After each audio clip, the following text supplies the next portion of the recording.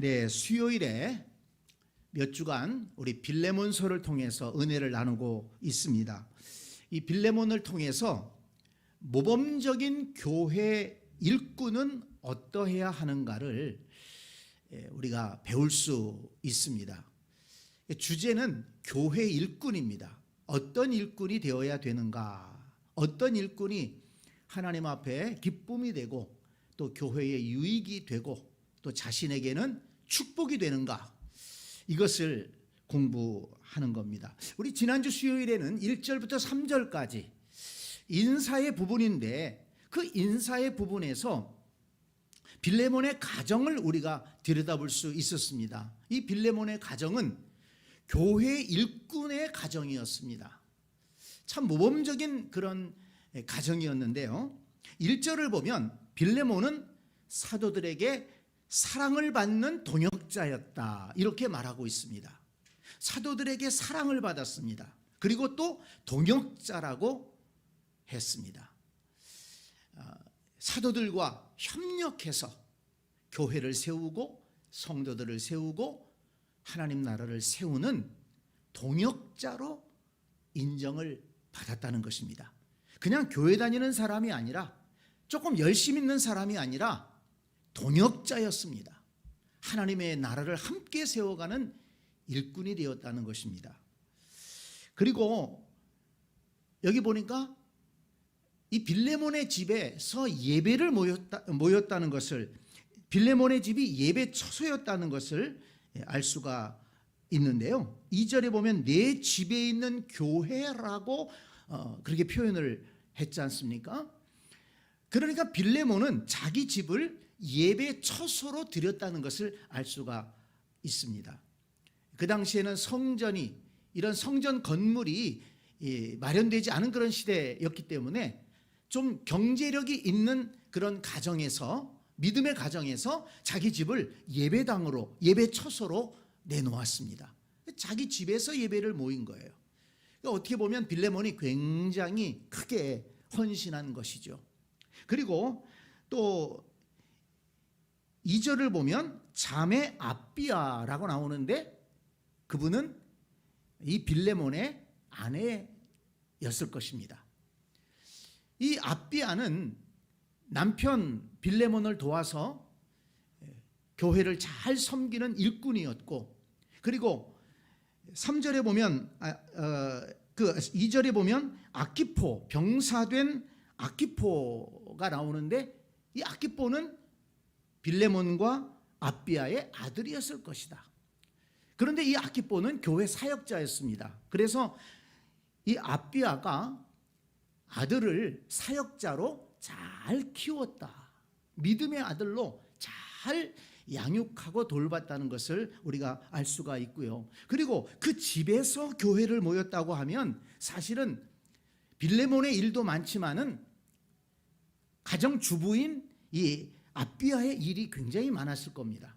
손님들을 맞이하고 성도들을 맞이하고 또 예배를 드리면 또 거기에 다 청소하고 준비해야죠. 그 또 예배 마치면 식사를 준비해서 같이 또 음식을 나눠 먹고, 그러면 또 다 성도들이 가면 그거 다 뒷거지하고, 이런 것들이 대부분 아비아의 일이 아니었겠는가 우리가 생각해 볼 수 있습니다. 그러니까 이 아비아가 그런 모든 예배를 뒤에서 서포트하는 그런 일들을 감당했다는 겁니다. 굉장히 교회의 중요한 일꾼이죠.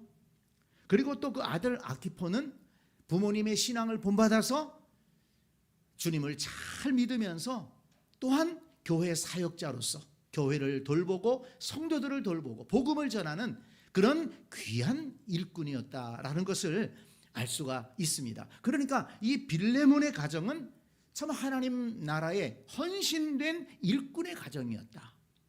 하나님을 다 믿을 뿐만 아니라, 예수님을 다 주님으로 믿을 뿐만 아니라 교회의 일꾼으로서 헌신하는 가정이었다 하는 것입니다. 그래서 우리가 이 말씀을 통해서 우리의 가정도 빌레몬의 가정처럼 모든 식구들이 다 예수 믿는 가정이 되면 좋겠다, 그걸 위해 기도하자는 것입니다. 한 사람도 믿음에서 떠난 사람, 교회 떠난 사람이 없이 다 예수 믿고 다 예배드리는, 하나님을 섬기는 구원받은 복된 그런 믿음의 가정이 되어야 되겠습니다. 그리고 또 믿을 뿐만 아니라 교회의 일꾼 되어서 예배를 섬기고 복음을 전하고 교회를 세워가는 하나님 나라의 그런 일꾼의 가정이 되어야 될 줄로 믿습니다. 이런 믿음을 가지고 우리가 우리 가정을 위해서 기도했으면 좋겠습니다. 다른 것도 중요하지만 뭐 경제적인 것이 더 잘 되는 것도 중요하고 또 뭐 좋은 직장 직업을 갖는 것도 중요하고 다 우리가 기도해야 될 제목이지만 정말 믿음 안에 하나 되고 하나님 나라를 위해서 헌신할 수 있는 그런 복된 교회 일꾼의 가정 되기 위해서 기도하는 것, 이것이 먼저 되어야 될 것이다, 그렇게 생각을 합니다. 자, 오늘은 이제 4절로 7절 말씀을 중심으로 빌레몬의 선한 영향력에 대해서 공부를 좀 하려고 합니다. 교회 일꾼은 선한 영향력을 끼치는 사람이 되어야 된다 하는 것입니다. 여러분, 선한 영향력이라는 단어를 기억해 두기 바랍니다. 뭘 기억하라고요? 선한 영향력.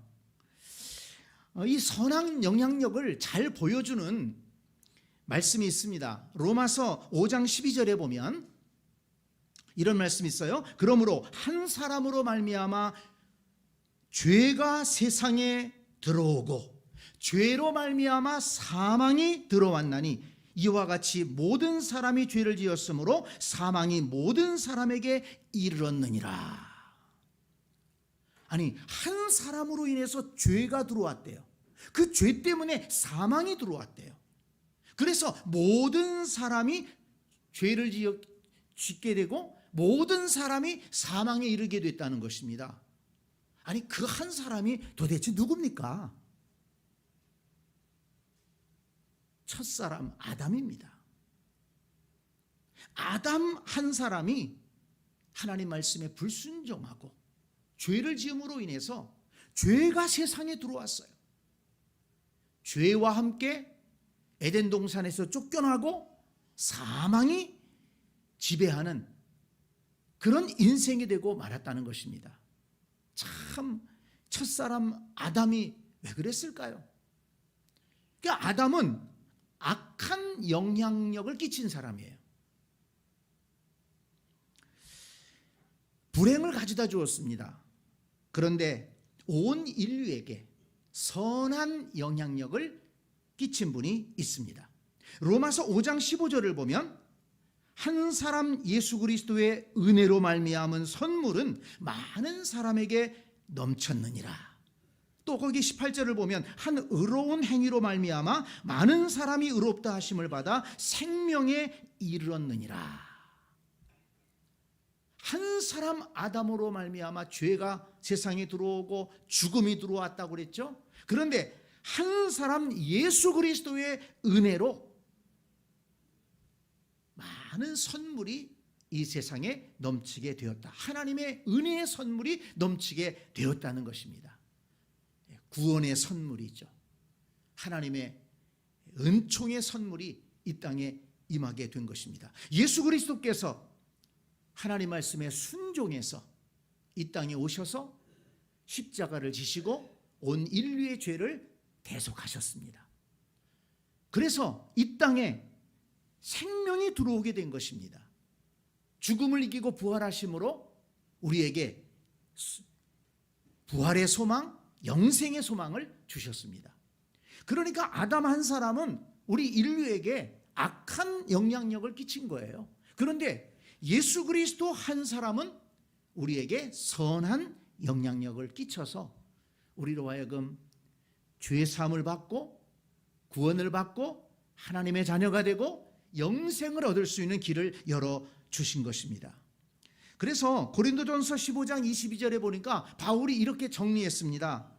아담 안에서 모든 사람이 죽은 것 같이 그리스도 안에서 모든 사람이 삶을 얻으리라. 아멘. 아담 한 사람, 그 사람으로 인해서 모든 사람이 죽음에 이르렀지만 그리스도 안에서 모든 사람이 생명을 얻게 되었다. 그런데 여러분, 예수님은 십자가를 지시기 전에도 아주 선한 영향력을 끼치셨지 않습니까? 만나는 사람들에게 예수님은 선한 영향력을 끼쳤습니다. 갈릴리 어부들, 그들이 예수님을 만남으로 어떻게 되었습니까? 온 세상에 생명의 복음을 전하는 사도들로 변화됐습니다. 예수님을 만남으로 그렇게 되었습니다. 중풍병으로 쓰러져서 다른 사람의 도움이 없이는 살아갈 수 없는 사람이 예수님을 만남으로 그 자리에서 일어나고 고침을 받고 자력으로 살아갈 수가 있고 다른 사람들을 도와주는 삶으로 변화되었습니다. 심지어 죄를 짓고 그 현장에서 잡혀가지고 끌려왔던 여인, 돌을 들어서 던져서 죽이려고 했던 그 여인, 죽을 수밖에 없었던 그 여인이 예수님을 만남으로 새로운 삶을 살게 됩니다. 예수님이 그 여인을 향해서 뭐라고 말씀하십니까? 나도 너를 정죄하지 아니하노니 가서 다시는 죄를 범하지 말라. 정말 이 말씀은 멋있는 말씀이에요. 정말 은혜로운 말씀입니다. 나도 너를 정죄하지 아니하노니 가서 다시는 죄를 짓지 말아라.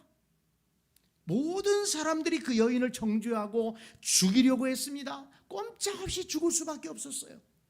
그런데 예수님께서 그 사람들 다 물리쳐 주시고 정죄할 자격이 있는 예수님, 그러나 예수님도 그 여인을 정죄하지 않고 보내면서 가서 다시는 죄를 짓지 말아라, 새 삶을 살도록 했다는 것입니다. 여러분, 우리도 예수님을 믿지 않습니까? 예수님의 이런 멋있는 모습을 좀 우리가 본받아야 될 것 같아요. 나도 너를 정죄하지 아니하노니. 우리는 그저 누구에게 조그마한 허물만 보여도, 잘못만 보여도 그것을 얘기하고 지적하고 정죄하려고 하는 그런 나쁜 습관이 우리 인간에게는 있지 않습니까? 예수님은 죄를 짓다가 현장에서 끌려와서 돌에 맞아 죽을 수밖에 없는 그 여인도 정죄하지 않고 새로운 삶을 시작할 수 있도록 길을 열어주셨습니다. 이것이 선한 영향력이죠. 예수님을 만남으로 새 삶을 살게 되었다는 것입니다. 우리가 정말 신앙생활을 하면서 이렇게 예수님처럼 선한 영향력을 끼치며 신앙생활을 해야 될 줄로 믿습니다. 만나는 사람들에게 정말 위로가 필요한 사람에게는 위로해주고, 도움이 필요한 사람에게는 할 수 있는 대로 도움을 주고, 또 용기가 필요하고 희망이 필요한 사람을 만나면 칭찬하고 격려해 주어서 다시 일어서서 앞으로 갈 수 있도록 격려할 수 있는, 그래서 우리를 만남으로 해서 사람들이 일어서고 용기를 얻고 힘을 얻고 나를 통해서 주님의 사랑이 흘러가고 주님의 은혜가 흘러가는, 그게 바로 선한 영향력을 끼치는 것 아니겠습니까? 이 선한 영향력을 끼치는 삶에 대해서 아주 쉽게 이해할 수 있는 하나의 시가 있습니다. 여러분도 들어보셨을 건데요, 정채봉 씨가 지은 만남이라는 시입니다.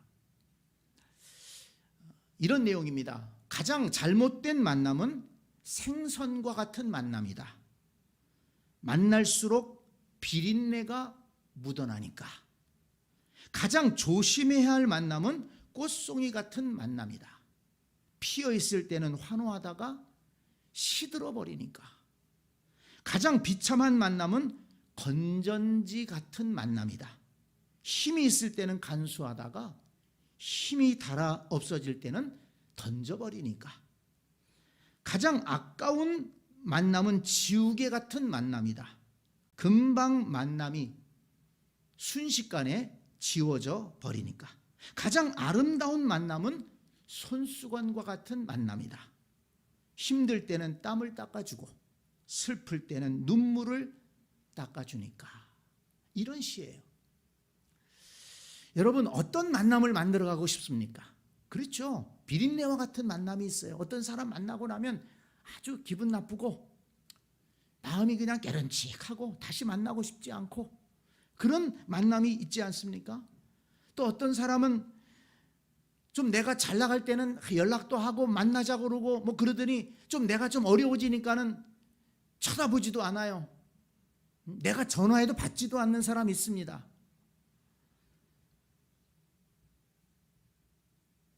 또 만나면은 그냥 얼마나 반갑게 얘기하고 정말 그렇게 둘도 없는 친구 같은데 딱 또 헤어지면 그냥 잊어버리는 또 사람도 있더라고요.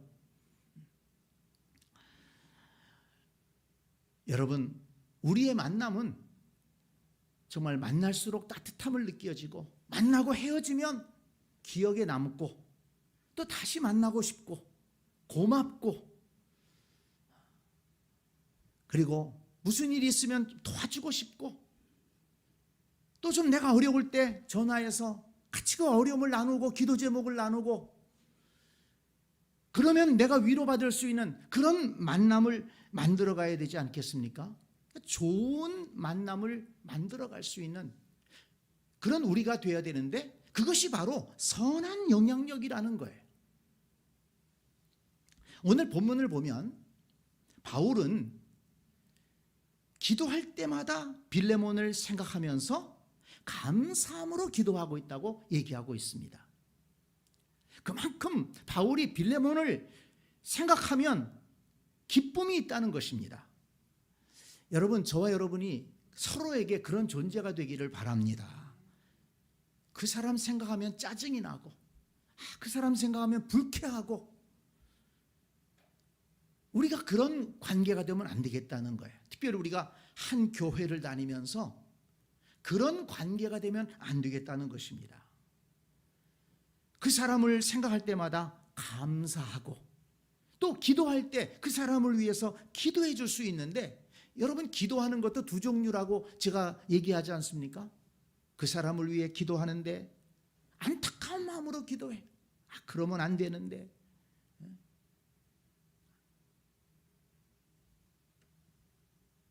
염려하면서 기도하는 사람이 있어요. 예배 좀 잘 나와야 되는데 믿음으로 살아야 되는데 저렇게 방황하면 안 되는데 저렇게 못된 말 하면 안 되는데 염려하면서 기도해 주는 사람이 있습니다. 그렇지만 또 어떤 사람은 감사함으로 기도하는 사람이 있는 거예요. 축복하면서 하나님께서 더 힘주셔서 이전보다 더 하나님 앞에 영광 돌리고 교회를 세워가는 일꾼이 되게 해주세요. 그렇게 긍정적으로 축복하며 기도해 줄 수 있는 사람이 있습니다. 성도 여러분, 저와 여러분이 그런 만남으로 그런 사람으로 신앙생활할 수 있기를 바랍니다. 사람은요, 생각한 대로 살아가는 거예요. 그렇게 아름다운 비전을 품게 되면 그렇게 살아가게 됩니다. 그렇게 말하게 됩니다. 그렇게 사람의 표정이 바뀌게 돼 있어요. 그렇게 기도하게 돼 있습니다. 그래서 우리가 말씀을 배우는 것입니다. 이 말씀이 지식이 아니라 이 지식으로 들어온 말씀이 우리의 생각을 바꾸고 우리의 마음을 바꾸면 기도가 바뀌고 우리의 태도가 바뀌고 우리의 삶이 바뀌게 되는 것입니다. 그래서 이 빌레몬처럼 이렇게 바울이 바라볼 때 참 기쁨이 있는 거예요. 감사가 있는 것입니다. 왜 그렇게 이 빌레몬은 바울에게 기쁨이 되었을까요? 바로 이 빌레몬이 선한 영향력을 끼치는 그런 삶을 살았기 때문입니다. 자, 5절을 보세요. 5절 한 번 더 같이 읽을까요? 주 예수와 및 모든 성도에 대한 내 사랑과 믿음이 있음을 들음이니. 바울이 들었어요. 지금 멀리 있잖아요, 바울이. 그런데 이 빌레몬을 아는 사람들이 찾아와서 빌레몬에 대해서 얘기해 주는 거예요. 근데 뭘 얘기합니까? 빌레몬은 주 예수와 또 모든 성도에 대한 사랑과 믿음이 있다는 것을 얘기해 주는 거예요. 내가 빌레몬을 만났는데요, 빌레몬이 얼마나 주님을 사랑하고 굳센 믿음 가운데 신앙생활하는지 모릅니다. 정말 아름다운 믿음의 사람입니다. 그리고 또 뿐만 아니라 그 집에서 예배를 드리는데요, 보니까는 이 빌레몬이 얼마나 사랑으로 성도들을 섬기는지 모릅니다. 정말 아름다운 섬김이었습니다. 이런 소식을 전해주었다는 것입니다. 그런 여러분, 그런 소식을 듣는 바울이 얼마나 기뻤을까요? 만나지 않았어도 이 빌레몬에 대해서 생각을 하니까 너무 기쁜 거예요. 너무 감사한 거예요. 여러분, 빌레몬이라고 해서 어려움이 없었겠습니까? 그 초대교회 시대에 아직 기독교 초창기입니다. 많은 핍박이 있었습니다. 어려움이 있었어요. 그럼에도 이 빌레몬은 믿음에 굳게 서서 흔들리지 않는 믿음으로 주님을 사랑하고 섬기는 겁니다. 사람들이 보니까 그걸 봤어요. 야, 참 빌레몬의 믿음이 아름답구나. 그러면서도 성도들을 섬기는 걸 보니까 겸손하게 자기 집에서 성도들을 맞이해서 자기 집을 오픈하고 거기에서 예배드리고 식사를 대접하고 그 부인이나 아들도 다 함께 그렇게 섬기면서 성도들을 세워가는 걸 보니까 너무 아름다운 거예요. 그런 소문이 바울에게까지 들렸던 것입니다. 그러니 바울이 어찌 이 빌레몬을 생각하면서 기쁘지 않았겠습니까? 그래서 여러분 7절을 보세요. 7절 말씀 보면, 형제여 성도들의 마음이 너로 말미암아 평안함을 얻었으니 그랬습니다. 같이 한번 거기까지 읽어볼까요? 시작. 형제여 성도들의 마음이 너로 말미암아 평안함을 얻었으니. 이것이 선한 영향력입니다. 너로 말미암아 뭘 얻었다고요? 평안함을 얻었다는 거예요. 성도들이 너 때문에 불편해한다, 정신 차려라, 이게 아니에요. 성도들이 너 때문에 굉장히 힘들어해, 이게 아니에요. 성도들이 너로 말미암아 평안함을 얻었으니. 선한 영향력의 결과입니다. 믿음에 굳게 서서 겸손하게 사랑으로 성도들을 섬기는 일꾼이 되니까 이렇게 성도들이 너로 말미암아 평안함을 얻었으니, 이런 결과를 얻게 된 것입니다. 이 선한 영향력이라는 것이 바로 이것입니다. 저와 여러분의 신앙생활, 저와 여러분의 이 섬김을 통해서 우리 교회 모든 성도들이 평안함을 얻게 되는 그런 아름다운 역사가 있게 되기를 간절히 축복합니다. 그래서 여러분, 우리 교회 일꾼들은요, 뭐 처음 교회 나오신 분들이야 뭐 어리둥절하고 잘 모르잖아요. 신앙이 아직 어린 분들이야 잘 모르잖아요. 그렇지만 신앙생활 오래 하고 이제 교회의 중직이 되고 일꾼이 된 분들은 그래서 이런 분위기를 만들어갈 수 있어야 되는 거예요. 나 한 사람의 영향력이 교회 분위기를 바꿀 수 있는 겁니다. 초신자 한 사람은 교회 와서 뭐 어떻게 하고 갔다고 그래도 별로 영향력이 크질 않아요. 그렇지만 교회의 중직은 그 한 사람이 굉장한 영향력이 있는 겁니다. 교회 중직이 주일날 와가지고서는 그냥 뚜 해가지고 인상 쓰고 있어 보세요. 그 예배 분위기가 안 되는 거예요. 성도들이 너로 말미암아 주일날 평안함을 얻었다, 이런 얘기가 나와야 되지 않겠습니까?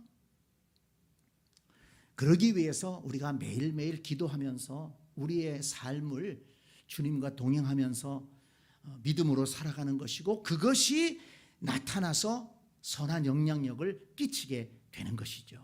그래서 우리 성도들이, 우리 교회 일꾼들이 우리 교회를 주님의 사랑으로 가득 채우는, 따뜻함으로 가득 채우는 그런 아름다운 일이 우리 교회에 있게 되기를 바랍니다.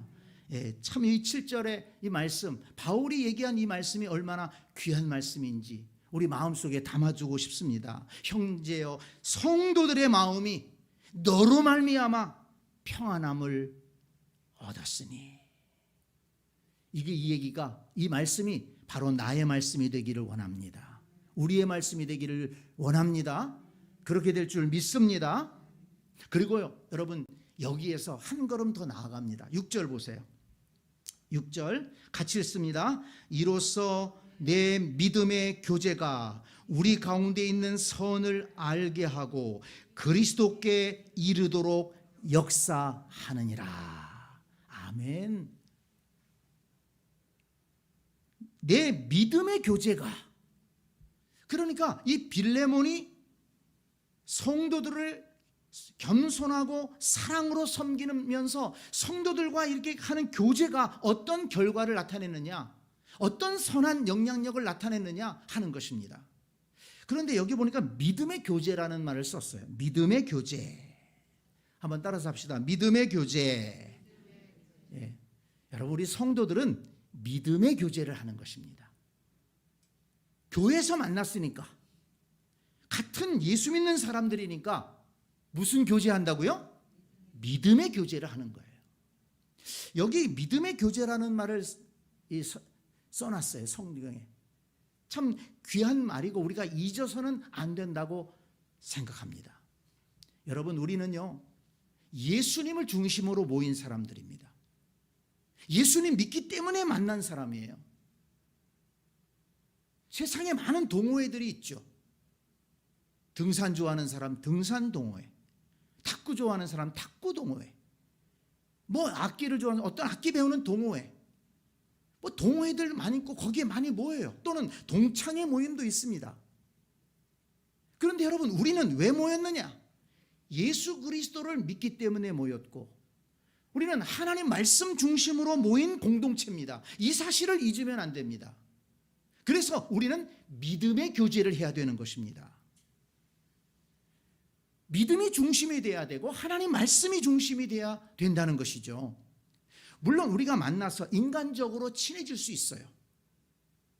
인간적으로 친해질 수 있어요. 필요합니다. 정이 듭니다. 그렇지만 그 중심에 믿음의 교제가 있어야 된다는 것입니다. 우리 교회의 만남은 믿음의 교제가 빠지게 되면 아무것도 아닌 거예요. 경제적인 이익 공동체도 아니고, 뭔 취미 생활을 같이 하는 것도 아니고, 예수 그리스도를 중심으로 하나님 말씀 중심으로 모이는 공동체. 그래서 하나님 앞에 영광을 돌리고 하나님이 우리에게 맡겨주신 일들을 감당하는 그런 선한 일을 위해서 우리가 모인 공동체입니다. 그래서 믿음의 교제라는 거예요. 이 사실을 놓쳐버릴 때, 우리 공동체의 이 본질을 놓쳐버릴 때 거기서 교만한 행동이 나올 수도 있고, 그리고 정말 우리가 그리스도인으로서 하지 않아야 될 그런 말과 행동들을 통해서 이 교회 공동체를 해치는 그런 일을 할 수가 있다는 것입니다.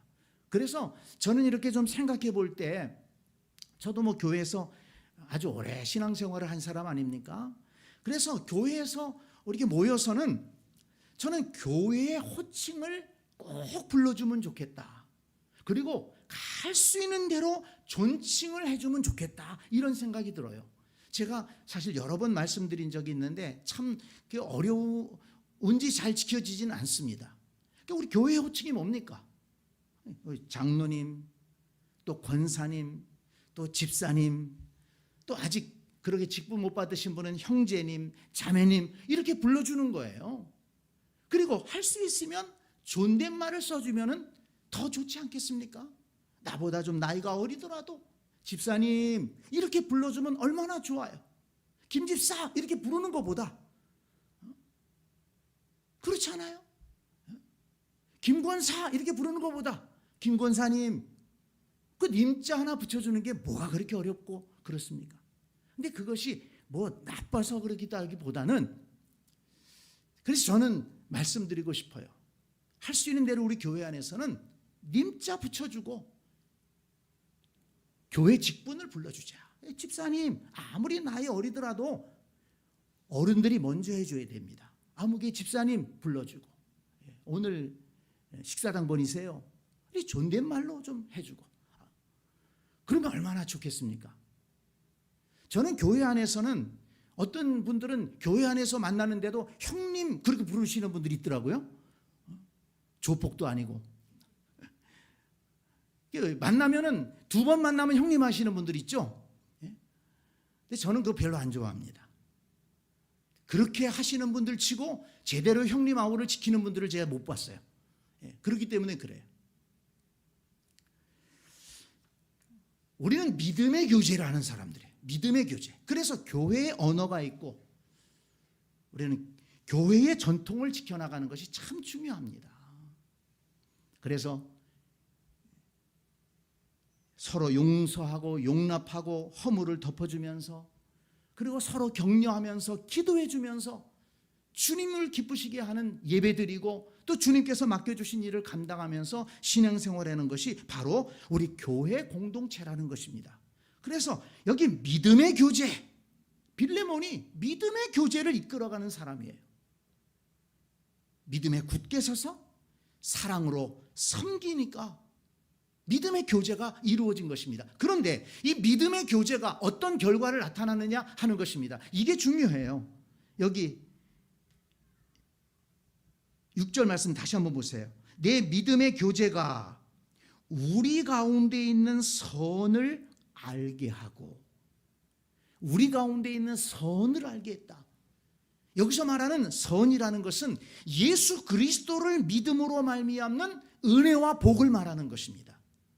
예수 그리스도 안에서 우리가 받은 은혜와 축복이 무엇인지를 그 믿음의 교제를 통해서 깨닫게 된다는 거예요. 그러니 그 믿음의 교제가 얼마나 아름다운 교제입니까? 그리고 더 나아가서 그리스도께 이르도록 역사하느니라. 그렇게 그리스도의 은혜와 축복을 알게 되니까 주님께 더 가까이 나아가게 되는 거예요. 여러분, 믿음의 교제가 주님께 더 가까이 나아가게 하는 결과를 가져와야지, 주님으로부터 멀어지게 하는 결과를 가져온다고 그러면 되겠습니까? 여러분 보세요. 어떤 만남은 만나고 난 다음에 교회에 나가기 싫어지는 그런 만남도 있습니다. 교회와 멀어지게 하는 만남이 있어요. 어떤 만남이겠어요? 교회에 대해서 불평하고 원망하고, 그러면 만나서 대화가, 교인끼리 만나서 그 대화를 통해서 주님의 은혜를 깨닫는 게 아니라 은혜 까먹는 거예요. 그리고 주님과 멀어지게 하고 교회와 멀어지게 합니다. 그 믿음의 교제가 아니죠. 성도들의 만남은 믿음의 교제가 돼야 된다. 그 믿음의 교제는 그 교제를 통해서 주님의 사랑과 축복을 더 깨닫게 되고, 내가 예수 믿기를 잘했구나, 이런 은혜가 있었구나, 그러면서 교회에 더 가까워지고 주님께 더 가까이 나아가도록 해야 되지 않겠습니까? 이것이 선한 영향력이라는 것입니다. 그런데 그런 일을 빌레몬이 했다는 것입니다. 빌레몬이 중심이 된 믿음의 교제가 그리스도의 은혜와 축복을 알게 하고, 그걸 통해서 주님께로 가까이 나아가게 만들었습니다. 할렐루야. 이런 아름다운 교제, 이런 아름다운 만남이 우리에게 있어야 될 줄로 믿습니다. 그래서 여러분 7절 뒷부분을 보세요. 7절 뒷부분에 바울이 뭐라고 그랬습니까? 내가 너의 사랑으로 많은 기쁨과 위로를 받았노라. 바울이 그런 빌레몬의 선한 영향력의 소식을 듣고, 내가 정말 너 때문에, 너로 인해서, 너의 사랑으로 인해서 많은 기쁨과 위로를 얻었다, 이렇게 얘기한 거예요. 바울의 근심이 아닙니다. 우리가 바울 서신을 읽어보면 바울에게 근심되는 사람이 얼마나 많았습니까? 심지어 너희가 그리스도를 이처럼 배우지 않았다, 그렇게까지 얘기한 경우도 있었잖아요. 그런데 빌레몬은 내가 너의 사랑으로 많은 기쁨과 위로를 받았노라. 자, 아까 7절 앞부분을 봤었죠. 형제여 성도들의 마음이 너로 말미암아 평안함을 얻었으니 내가 너의 사랑으로 많은 기쁨과 위로를 받았노라. 성도들의 마음은 빌레몬으로 말미암아 평안함을 얻었습니다. 그리고 바울은 빌레몬의 사랑으로 인해서 많은 기쁨과 위로를 받았습니다. 빌레몬이 얼마나 선한 영향력을 끼쳤습니까? 분명히 주님께서도 영광을 받으셨을 줄로 믿습니다. 주님께서도 기뻐하셨을 것입니다. 오늘 우리 빌레몬의 선한 영향력에 대해서 공부했습니다. 이 말씀이 우리의 말씀이 되기를 원합니다. 빌레몬처럼 선한 영향력을 끼치는 그런 성도로, 교회 일꾼으로 신앙생활하기를 원합니다. 그래서 나로 인해서 나의 선한 영향력으로 인해서 성도들이 평안함을 얻고 또 교회가 든든히 서가고 그리고 하나님의 은혜를 깨닫고 더욱더 주님께로 가까이 나아가는 이런 아름다운 역사가 있게 되기를 간절히 축복합니다. 아멘.